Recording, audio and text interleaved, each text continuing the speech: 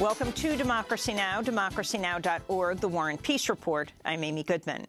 In Iraq, a series of bombings and shootings have killed scores of people, marking the country's deadliest day in 3 months. At a mall in the predominantly Shia area of the capital, Baghdad, attackers detonated a car bomb and then stormed inside. At least 32 people were killed, 58 injured. Northeast of the capital, in the town of Muqtadiyah, 42 people were killed in a twin suicide bombing at a cafe. The self-proclaimed Islamic State has claimed responsibility for both attacks. Meanwhile, earlier today, a suicide bomber attacked a checkpoint north of Baghdad, killing 4 police and injuring an intelligence officer.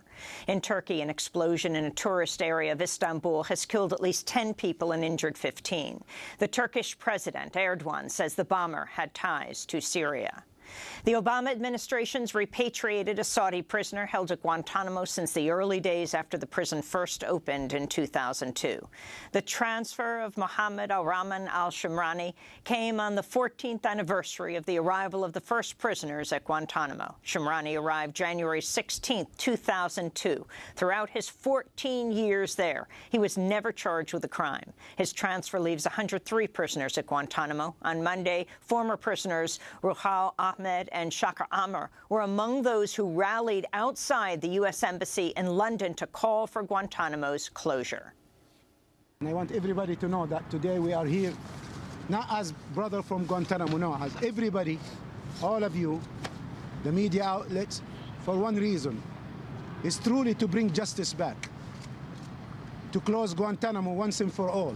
It's been kept open by a country who claim to be, the champions of democracy and champions of justice. It's just a joke, to be honest. And it saddens me that it's open and I'm out and I've moved on with life and they haven't, and they're still stuck there.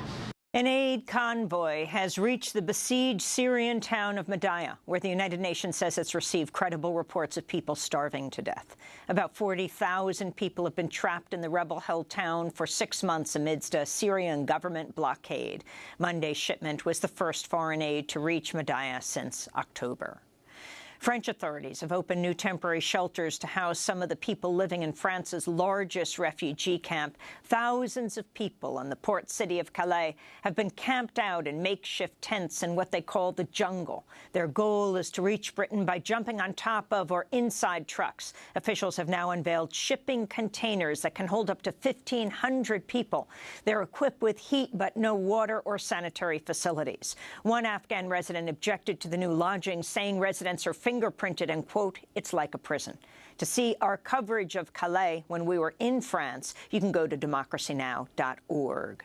The Democratic presidential candidate spoke in the key caucus state of Iowa Monday at the Black and Brown Forum hosted by Fusion Network. Just weeks before the caucus, polls show the race between Democratic candidates Hillary Clinton and Vermont Senator Bernie Sanders is essentially tied. The latest NBC Wall Street Journal poll shows Clinton leading Sanders by just 3 percentage points among likely Iowa voters. Sanders is ahead of Clinton in the key primary state of New Hampshire. At Monday's forum, Clinton broke with the Obama administration to condemn the recent raids targeting Central American families who have fled violence. I have come out against the raids. I do not think the raids are an appropriate tool to enforce the immigration laws. In fact, I think they are divisive. They are sowing discord and fear. And I also have come out in favor of guaranteeing that unaccompanied children have government-sponsored counsel so that as they go through the process, they will not be lost in the process, confused by the process, and will have a chance to tell their story. In news from the Republican campaign trail, Kentucky Senator Rand Paul and former Hewlett-Packard CEO Carly Fiorina will not participate in this Thursday's primetime debate. Fox Business Network says the pair don't have strong enough poll numbers to join the 7 top candidates on the main stage. Paul said he'll refuse the offer to take part in the so-called undercard debate before the main debate, citing the, quote, faulty analysis used to determine participants, he said. The Supreme Court appears set to deal a major blow to public employee unions. The justices heard arguments Monday in a case brought by the right-wing Center for Individual Rights and backed by other anti-union groups. The case involves 10 California teachers who object to a state law requiring them to pay a fair share service fee for collective bargaining activities, even if they choose not to join a union. In 1977, the Supreme Court ruled against forcing non-union members to pay for a union's political activities, but upheld required payments for collective bargaining.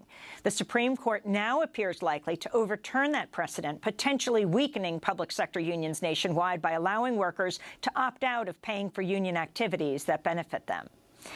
Among the groups that have backed the right-wing law firm in the union case are entities used frequently by the billionaire brothers Charles and David Koch.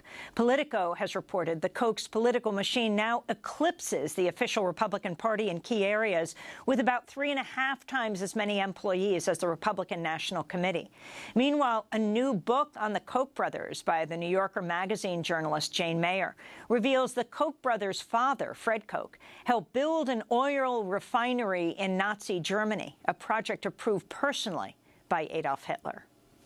In Detroit, Michigan, most public schools are shuttered today after teachers staged a sick-out to protest the state's inaction over black mold, rat infestations, crumbling buildings, and inadequate staffing. Detroit teachers say they have up to 45 or 50 students in some classrooms. Meanwhile, Michigan Governor Rick Snyder faced intense questioning in another Michigan city, Flint, over the poisoning of the city's water. Residents have reported lasting health impacts after an unelected emergency manager appointed by Governor Snyder switched Flint's water source to the long-polluted Flint River in a bid to save money. Under questioning by reporters Monday, Snyder refused to say whether it's fair for residents to continue to pay for the poisoned water. Water coming from your tap at home, should you have to pay for it? Again, that's one of the questions that we'll be reviewing. Our focus right now is the question is, should you be paying for contaminated water if it came out of your tap? We're addressing the immediate issue now, which is making sure people have water filters and other resources. You're not answering my question, sir. I'm answering your questions. You're answering someone's question, but not mine. In Baltimore, Maryland, the police officer who drove the van where Freddie Gray is believed to have suffered fatal injuries that left his spine 80% severed at the neck has had his trial postponed. Jury selection was due to begin Monday for Officer Cesar Goodson, the second of 6 officers to go on trial in the case and the one facing the most serious charges. But the case has been postponed amidst a dispute over whether a key witness, Officer William Porter, will be forced to testify. Porter's own trial for his role in Gray's death ended in a mistrial last month, and he faces a retrial in June. At his own trial, Porter said he told Officer Goodson Freddie Gray needed to go to the hospital. And President Obama will deliver his final State of the Union address tonight, a week after he announced he was taking executive action on gun control. Michelle Obama is expected to leave an empty seat in her guest box at tonight's speech to represent people killed by gun violence. And those are some of the headlines. This is Democracy Now!, democracynow.org, The War and Peace Report. I'm Amy Goodman.